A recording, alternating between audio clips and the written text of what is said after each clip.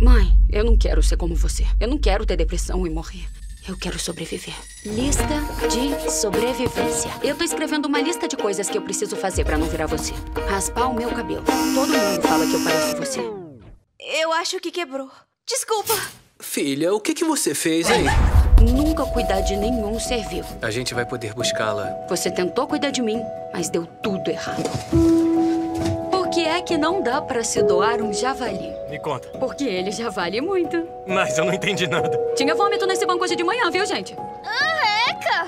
Haha, muito engraçadão, Sasha. Sabia que o papai não riu desde que você morreu? Eu preciso fazer ele rir de novo. O que você acha de eu ser comediante? Comediante tem que ter senso de humor. Eu sou um pepino. Virar a rainha da comédia. Eu tô com saudade da mamãe.